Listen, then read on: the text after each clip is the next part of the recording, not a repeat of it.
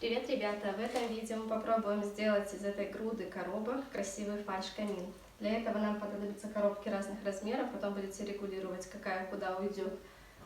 Малярная лента, клей, у меня будет клей-момент такой склеивать коробки, канцелярский ножик, ножницы. Для низа и для верха, для столешницы, у меня будет пеноплекс утеплитель вот такой. Ну что, для начала нужно сделать основу из коробок. Наблюдаем, поехали.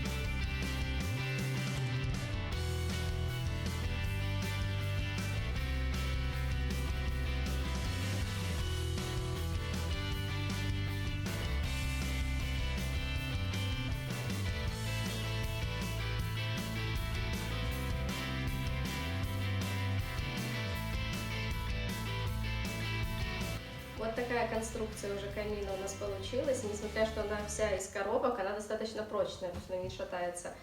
Далее из картона я вырезала вот такие кирпичики.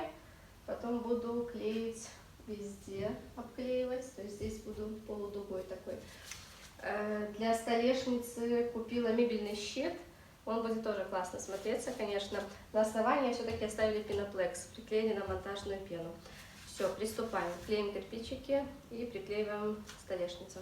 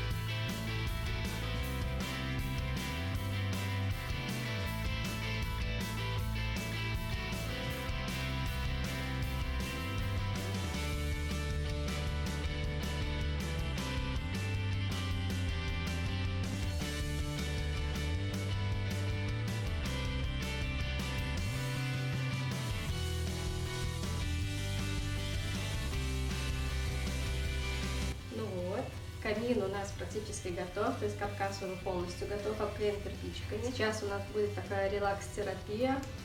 Запасайтесь терпением. Нужен любой ПВА-клей. Лучше берите сразу большой объем, потому что достаточно много уйдет.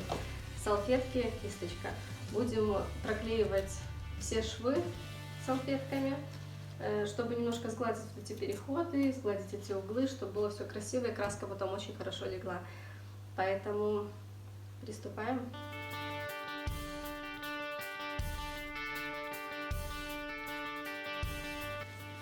Салфетку берите двойную, не разлаживайте ее до конца, потому что будет рваться. И аккуратно клеем, сильно не надавливаем. Просто вот так смазывайте, пока она не промокнет. И не будет такой рельеф, видите, как кирпичика потом появится. После покраски должно совсем этого не видно быть, будет как настоящие кирпичики. Для удобства вот сначала нужно швы промазать, а потом уже сами кирпичи будут.